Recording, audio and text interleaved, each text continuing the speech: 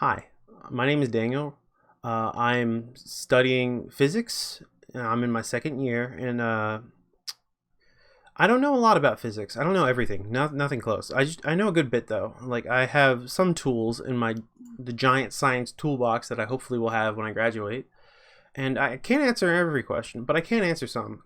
Now I don't think about like specific physics, like how the physics works with that for specific things, because it's really not that helpful. Like most people know how things move. Like if I throw a ball in the direction of a child, there's a good chance it's gonna hit the kid. But sometimes there's some stuff you can't like ballpark, or you can't eyeball, and that's or just think about. And my friend Drew has given me one of these questions, and I'm going to show it to you now. If someone nuts 9 feet across the room, can they nut on the ceiling that's 7 feet high, assuming your dick is 2 feet off the ground?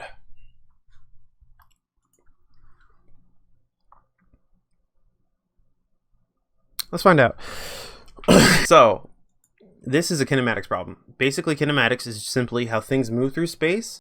So, these are kinematic equations. These are what I'm going to be using to solve this. So, on the surface, you might think the most important bit of information I have from that question is he can nut 9 feet across the room. Well, that's not wrong. That's not what we're going to start with. What we're looking for is a time frame for how long it takes for the nut to leave and hit the ground. The 9 feet across the room it goes to is only sort of involved in that, and I'll explain that in a second. Basically, if I were to take the speaker and is in zero gravity and I just hit it this way, it would keep moving forever. This is Newton's first law of is it physics? I guess it's physics, I don't know. Basically, if something moves and keeps moving, there's no reason it should stop moving. This applies to different axes. So let's say I were to hit this up and gravity didn't exist, it would keep moving. If this has velocity in an x direction and velocity in a y direction, they're completely separate from each other and they don't affect each other at all, which is very useful because there's a third bit of information that this gives us that isn't stated, but we can assume because it's a normal question for someone on Earth, is the acceleration. You may be saying, there's no acceleration. Is there? Are we talking about coming out? That's weird, Dan. No, it's gravity, actually. Gravity is constant, and everything around Earth is attracted to it and will speed up at a rate of 9.81 meters per second squared. It is a constant acceleration, and it is crucial to solving this problem. So what we're going to look for initially is a time, and we're going to use these two equations to do it. So the reason we can't just start with this one, I should explain these equations. So basically this one is going to tell us, this one's going to solve for time. We're going to use this to solve the time for how long it takes to leave and hit the ground. So we could just use this equation first off, but there's a couple things we don't know. So we do know how far the nut has to fall. His penis is 2 foot off the ground, so it's going to drop 2 feet. We do know that it's going to initially start at zero velocity because it may be going this way pretty fast, but as it goes off, there's nothing y affecting it as at the moment it starts. And we also don't know the time. If we did know how fast it goes when it lands, the final velocity, we could find the time, but we don't, which is why we have this equation. So we do know that it starts at 0 meters per second squared. We do know that acceleration gravity is 9.81 meters per second squared, and we do know that the change in height is 2 feet. Now, this is like my fifth take, and I keep forgetting to convert to metric. You don't need to convert to metric, but it's just easy. So the values we are going to be using are 2 feet, which is the distance from the ground, 9 feet, which is how far he can shoot that way, and then 7 feet, which is how high he needs to shoot. So I'm just going to get these values real quick.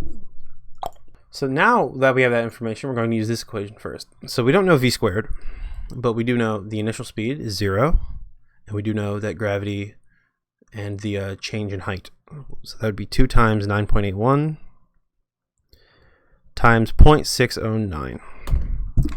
Let's just do that math real quick. And that gives us v squared equal to 11.94, but we need to square root it to have the normal v. So that would come out to 3.45 meters per second. So now that we have that value, we're going to use it for this second equation. So that's 3.45 plus the v initial, which is 0, over 2 is equal to, times time, is equal to 2 feet, which is 0.609. Yeah.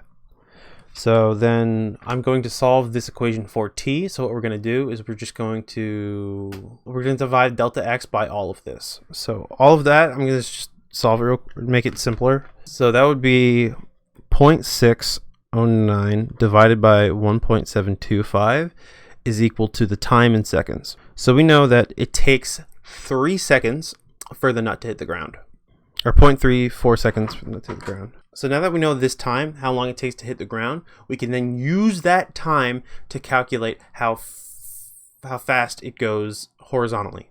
So this is basically the changes. So delta x equals the initial velocity times t. So the thing is, we already know delta x and we already know t. So we can ignore this whole part of the equation because it's a constant velocity. Nothing affects the nut after it leaves. It hits gravity eventually, which is why this t is here. But the change in distance is equal to, so it's 9 feet, so that's 2.7.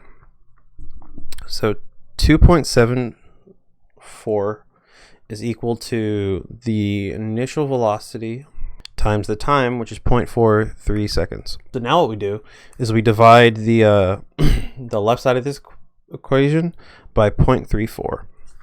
So it looks like that.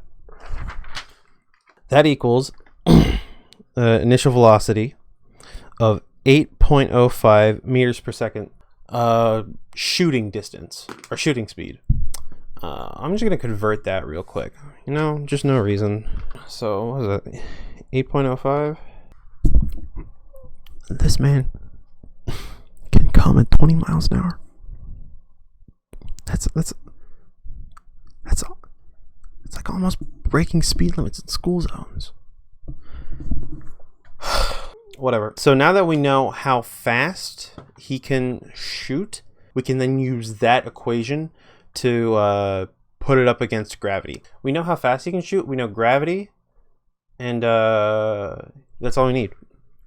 And we know how high his dick is off the ground. So then we use kinematic equations again. So basically, I think we use this one again. So we're going to be solving for delta x. Basically, delta x is just the change in height, as I said before. But this time he's not shooting outwards, he's shooting up. And if you shoot up, he's directly opposing gravity. So we use this one instead, never mind. So he's directly opposing gravity, which is foolish. He will most likely come on himself, but we don't care if he comes on himself. We care if he hits the ceiling. So that would be delta x equals the initial velocity, which is 8.05, times the time. I think we need to calculate time first. Yes, we do. That's simple. So we need to calculate time first. Yeah, because I need to know. Yeah, I need time. I need time. So that's actually really easy. Oh no. Okay. Yeah. No. Never mind. So what we want to know is we want to know the height at the apex of it, because if the height at the apex of it is less than 7 feet, we know we can't hit the ceiling. So with that information, we know that its end velocity is going to be 0, and we know that its initial velocity is going to be whatever he can shoot at. So then we use this equation. Yeah, this is negative 3.5 equals positive 3.45 plus 9.81 times t. Now we're looking for time again. Time is important because it determines how, I don't know what I'm saying. I'm trying to be like a tutoring lesson. So we know this is 0. We know this is 0 already. So what we can do is we can equal the whole equation to negative at. Or we make the v initial negative. So it'd be negative 3.45 equals acceleration times time. The acceleration we know is 9.81 meters per second squared because of gravity, and we don't know the time. So what we're going to do is we just divide 3.45 by 9.81, and we get 0.35 seconds. So it would take him 0.35 seconds to reach the apex of the come to where it would start to go down. So now using that information, we then use this equation.